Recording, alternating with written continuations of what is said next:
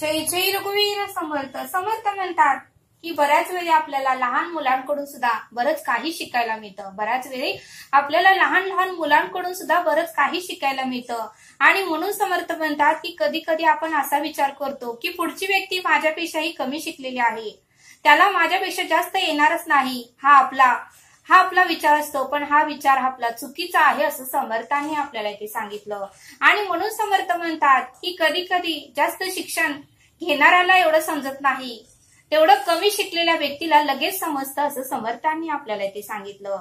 आणि म्हणून समर्थ म्हणतात की कोणतीही व्यक्ती मोठ्या पदावर असणारी, मग ती व्यक्ती डॉक्टर असू द्या, वकील असू द्या किंवा क्लास 1 अधिकारी असू द्या, जे कोण मोठ्या पदावर आहे त्या व्यक्तींना मात्र आपल्यापेक्षा कमी शिकलेल्या व्यक्तीचा सल्ला कधीही घेऊ वाटत नाही. त्यांचं मत कधीही विचारात घ्यावं असं त्या व्यक्तीला वाटतच नाही.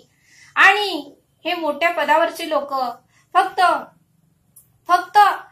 आपल्या मनानुसारच वागतात. आणि मग समर्थ म्हणतात की काही वेळेस अशी वेळ येते की जास्त शिकलेल्या व्यक्तीच्या लक्षात येत नाही, ते कमी शिकलेल्या व्यक्तीला मात्र लगेच लक्षात येते असं समर्थांनी आपल्याला ते सांगितलं. आणि म्हणून समर्थ म्हणतात की प्रत्येक व्यक्तीचा आपण सल्ला घेतला पाहिजे. मग ती व्यक्ती लहान असू द्या किंवा मोठी असू द्या, मग ती व्यक्ती शिकलेली असू द्या किंवा न शिकलेली असू द्या, मग त्या व्यक्तीला काही कळू द्या किंवा न कळू द्या, प्रत्येक व्यक्तीचा सल्ला हा आपण विचारात घेऊनच मग निर्णय घेतला पाहिजे असं समर्थांनी आपल्याला इथे सांगितलं. आणि ते समजावून सांगण्यासाठी समर्थ आपल्याला एक पोत देतात. समर्थ म्हणतात की एका मोठ्या कार बनवणाऱ्या कंपनीमध्ये एक इंजिनियर आला. एक मोठ्या कार बनवणाऱ्या कंपनीमध्ये एक इंजिनियर आला. आणि तो इंजिनियर, त्या इंजिनियरने एक कारची डिझाईन तयार केली होती. कारमध्ये जे काही सुविधा आहेत त्या सर्व काही डिझाईन केल्या होत्या. आणि ती डिझाईन त्या कार बनवणाऱ्या मालकाला तो दाखवायला आला. आणि त्याने सर्व काही डिझाईन त्या कारची त्या मालकाला दाखवली. त्या कारमध्ये काय काय नवीन सुविधा आहेत, काय काय आहे पुढं माग, जे काही गाडीमध्ये जे काही सुविधा आहेत त्या सर्व काही त्या डिझाईन काढल्या होत्या. त्या इंजिनियरने डिझाईन काढली होती आणि ती डिझाईन कार मालकाला दाखवली. त्यावेळेस तो कार मालक त्या इंजिनियरवर प्रभावित झाला आणि त्या इंजिनियरचं तो मालक खूप कौतुक करू लागला. आणि तो मालक म्हणाला, ठीक आहे, अशीच कार तुम्ही आम्हाला बनवून द्या, अशी सेम टू सेम कार तुम्ही आम्हाला बनवून द्या.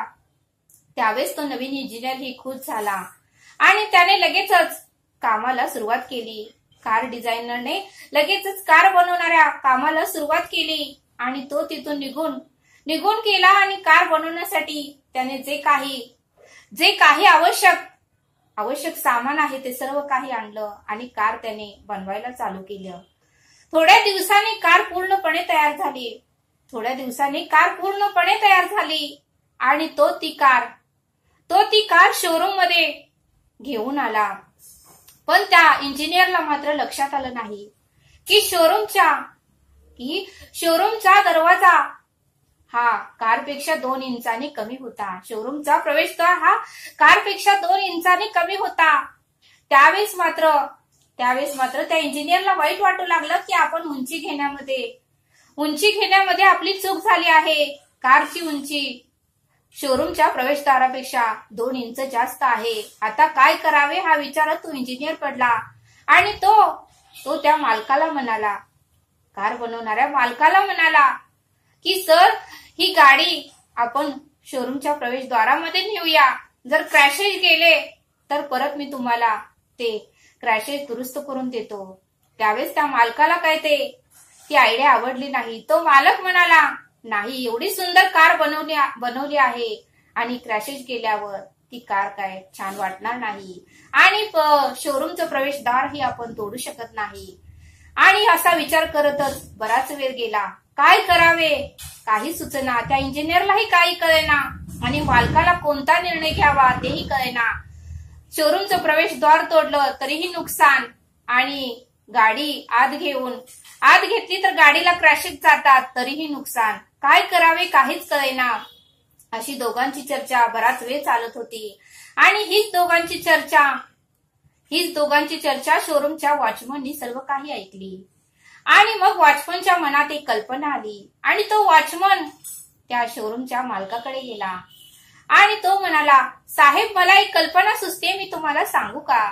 त्यावेळेस तो साहेब म्हणाला, की आता मोठमोठ्या तज्ञांना या प्रश्नाचं उत्तर सापडलं नाही, मोठमोठ्या तज्ञांना मी बोलवलं, त्याचं उत्तर मोठमोठ्या तज्ञांना सापडलं नाही, तू मला काय आता याचं उत्तर देणार? तरीही तो मालक म्हणाला, ठीक आहे, तुझ्या मनात जी काही कल्पना आहे, जे काही तुला सुचत आहे, जे काही तुला विचार आलेला आहे, तो तू मला सांग. त्यावेळेस तो वॉचमन म्हणाला, साहेब आणि इंजिनियर सर, तुम्ही एवढाही खोलवर विचार करू नका.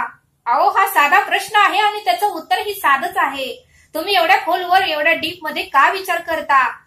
खूप साधा प्रश्न आहे हा आणि खूप साधं उत्तर आहे. त्यावेळेस तो इंजिनियर म्हणाला, ठीक आहे, उत्तर द्या ना मग. आणि तो शोरूमचा मालकही म्हणाला, ठीक आहे, खूप साधा प्रश्न आहे ना, मग तूच आता सोल्युशन काढ, तूच आता उत्तर दे. त्यावेळेस तो वॉचमन म्हणाला, का मालक, तुम्हाला काळजी पडली आहे की शोरूमचं प्रवेशद्वार 2 इंच कमी आहे आणि शोरूमचं प्रवेशद्वार तोडलं तरी तुमचं नुकसान आहे आणि गाडीची उंची ही शोरूमच्या प्रवेशद्वारापेक्षा 2 इंच जास्त आहे. गाडी जरी आत नेली तर गाडीलाही क्रॅशेस पडतात, गाडीचंही नुकसान होणार आहे. या दोन्ही गोष्टी जर लक्षात आणल्या तर खरंच दोन्हीचंही नुकसान होणार नाही अशी कल्पना माझ्याकडे आहे. त्यावेळेस मालक म्हणाला, ठीक आहे, सांग. तर तो वॉचमन म्हणाला, खूप साधा प्रश्न आहे आणि खूप साधं उत्तर आहे. तुम्ही काय करा, तुम्हाला शोरूमचं प्रवेशद्वारही तोडण्याची गरज येणार नाही आणि गाडीला क्रॅशेसही पडणार नाही. सर्व काही उत्तमच होणार आहे आणि सर्व उत्तमच राहणार आहे. त्यावेळेस तो मालक म्हणाला, ठीक आहे, उत्तर सांग. त्यावेळेस तो वॉचमन म्हणाला की यात गाडीच्या चारही चाकातली तुम्ही हवा काढा. या गाडीतल्या चारही चाकाची हवा तुम्ही सोडून द्या.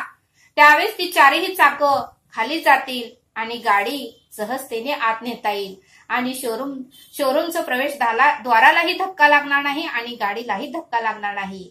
त्यावेळेस मात्र त्या इंजिनियरलाही खूप आनंद झाला आणि त्या शोरूमच्या मालकालाही खूप आनंद झाला आणि त्या सर्वांनी मात्र त्याचे टाळ्या वाजवून कौतुक केले. त्या सर्वांनी मात्र त्याचे टाळ्या वाजवल्या आणि त्याचं खूप कौतुक केलं. आणि म्हणून समर्थ म्हणतात की केवळ तज्ञांचा सल्ला घेऊ नका. म्हणून समर्थ म्हणतात की केवळ तज्ञांचा सल्ला घेऊ नका, सर्वसामान्य लोकांचाही सल्ला घ्या. सर्वसामान्य लोकांचाही सल्ला घ्या. त्या एवढ्या शिकलेल्या इंजिनियरलाही कळालं नाही, शोरूमच्या मालकालाही कळालं नाही. ती कल्पना त्या वॉचमनला सुचली. बघा म्हटले समर्थ, त्याचं जास्त शिक्षणही नव्हतं, तो इंजिनियरही झाला नव्हता, पण त्याला ते समजलं असं समर्थांनी आपल्याला ते सांगितलं. आणि म्हणून समर्थ म्हणतात की केवळ तज्ञांचा सल्ला घेऊ नका, सर्वसामान्य लोकांचाही सल्ला घ्या. आणि म्हणून समर्थ म्हणतात की आयुष्याचे प्रश्नही तेच आहेत, आपलं आयुष्यही तसंच आहे, आपल्या आयुष्याचे प्रश्नही तेच आहेत. आणि म्हणून समर्थ म्हणतात की आयुष्य हे खूप सुंदर आहे आणि त्याला असं दुःखी करू नका, आनंदित जगा. आणि म्हणून समर्थ म्हणतात की साधा विचार करा, साधे राहा आणि साधे जगा. म्हणून समर्थ म्हणतात की साधा विचार करा, साधे करा आणि साधे जगा. कारण आपण मुळात सुखी आत्मा आहोत, कारण आपण मुळात सुखीच आत्मा आहोत असं समर्थांनी आपल्याला ते सांगितलं. आणि म्हणून समर्थ म्हणतात की राग सोडून द्या, निराशा सोडून द्या. म्हणून समर्थ म्हणतात की जो काही राग आहे तो सोडून द्या, निराशा सोडून द्या आणि आपल्या मनामधला अहंकारही सोडून द्या. आयुष्य सुंदर आहे, प्रत्येक क्षणाचा आनंद घ्या. आयुष्य हे खूप सुंदर आहे, प्रत्येक क्षणाचा आनंद घ्या. ऋतू बदलतात तशी परिस्थितीही बदलते, ऋतू बदलतात तशी परिस्थितीही बदलते. आज दुःख असेल तर उद्या सुख हे नक्की मिळणार. आणि म्हणून समर्थ म्हणतात की आज आपण उन्हाळ्याचा त्रास सहन करत आहोत, आज आपण उन्हाळ्याचा त्रास सहन करत आहोत, पण थोड्या दिवसांनी मात्र पाऊस हा नक्कीच येणार आहे. आणि म्हणून समर्थ म्हणतात की उन्हाच्या जागी सावली येते. म्हणून समर्थ म्हणतात की उन्हाच्या जागी सावली येते. आपण तर मनुष्य आहोत, कायमस्वरूपी दुःख हे कोणाच्याही आयुष्यामध्ये राहत नाही. दुःख गेले की सुख हे येणारच आहे. आणि म्हणून समर्थ म्हणतात की आयुष्य हे सुंदर आहे, प्रत्येक क्षणाचा आनंद घ्या. ऋतू बदलतात तशी आपली परिस्थितीही बदलते. आणि म्हणून समर्थ म्हणतात की केवळ तज्ञांचा सल्ला घेऊ नका, सर्वसामान्य लोकांचाही सल्ला घ्या, त्यातूनही आपल्याला काहीतरी मार्ग सापडतोच असं समर्थांनी आपल्याला इथे सांगितलं. तरी आता आपण येथेच थांबूया. धन्यवाद. जय सद्गुरू.